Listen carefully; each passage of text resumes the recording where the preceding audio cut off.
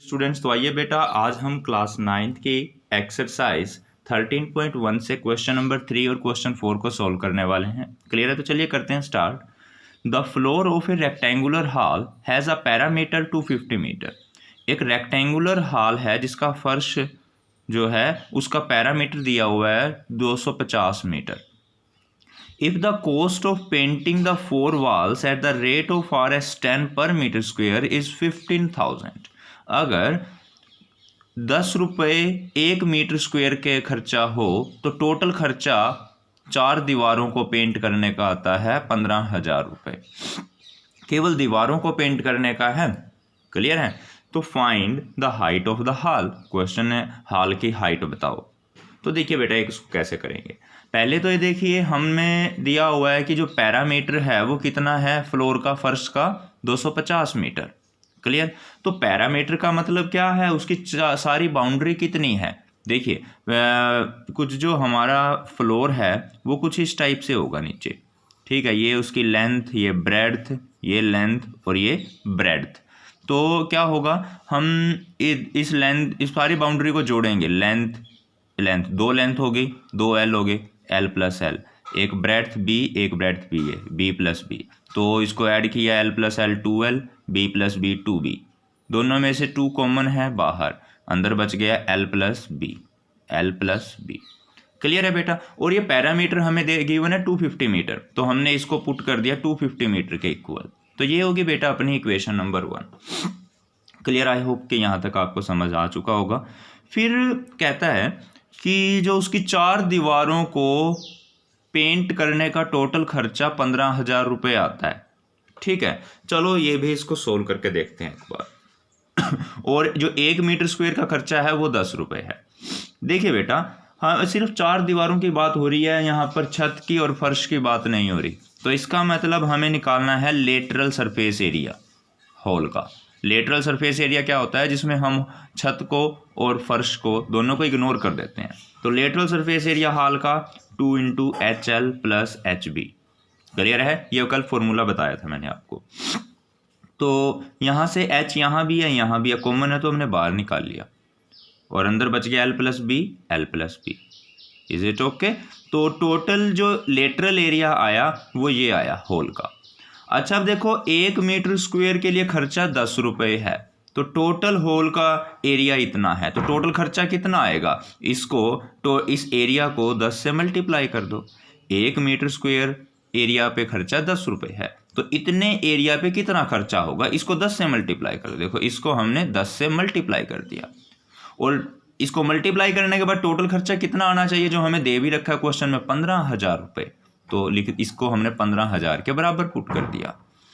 अब ये 10 को 15,000 के डिवाइड में ले जाओ। 15,000 के डिवाइड में इस 10 को ले गए, इस एक 0 से ये 0 कैंसिल, तो आंसर बच गया 1500।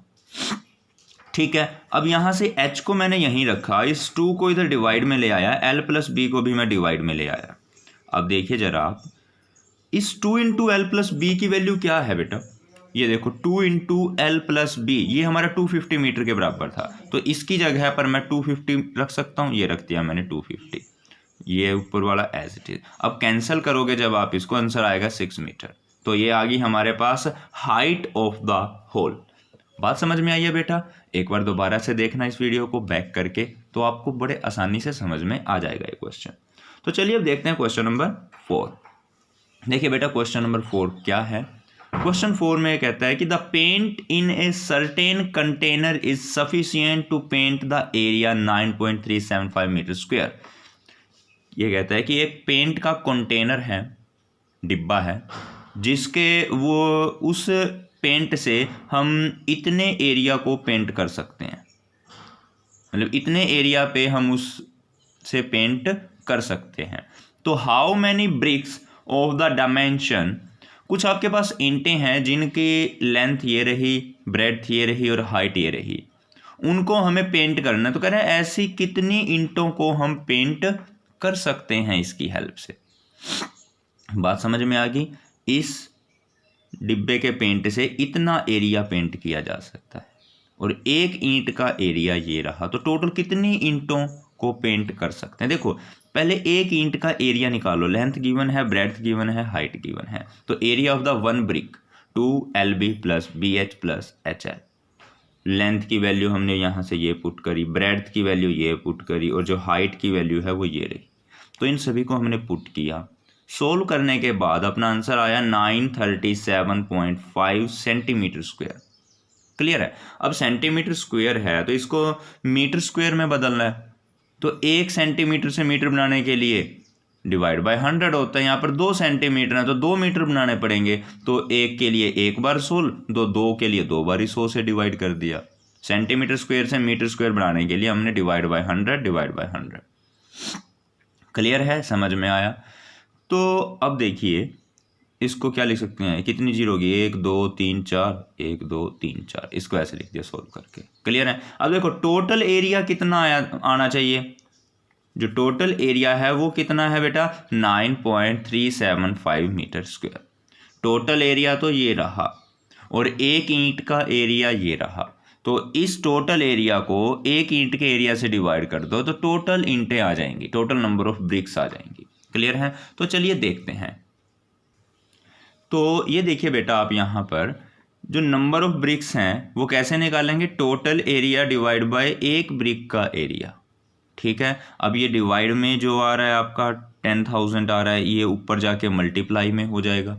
क्लियर है ना। अब 9.375 डिवाइड बाय 937.5। अच्छा अब एक चीज़ देखिए ज़रा, यहाँ पर 9.375 है, इसमें मैंने पॉइंट को 2 नंबर इधर पीछे सरका लिया। अगर ऐसा करेंगे तो हमें डिवाइड बाय 100 करना पड़ेगा। देखो 1 पॉइंट सरकाएंगे तो 10 से डिवाइड होगा, 2 पॉइंट सरकाएंगे तो 100 से डिवाइड होगा, अगर 3 पॉइंट सरकाते तो 1000 से डिवाइड होता। तो 9.375 को मैंने 937.5, देखो अब ये इधर ले आया, मैं इस पॉइंट को ले आया ना, 2 पॉइंट इधर सरका दिया, पहले यहाँ था अब यहाँ कर दिया पॉइंट, तो 100 से डिवाइड करना पड़ेगा। देखो 2 पॉइंट सरकाया है तो 2 जीरो होनी चाहिए। ठीक है ना। और डिवाइड में ये ऑलरेडी था, ये ऐसे कैसे, ये भी ऐसे कैसे। अब इससे ये कैंसिल हो गया, पूरा कैंसिल होके 1 बचेगा केवल।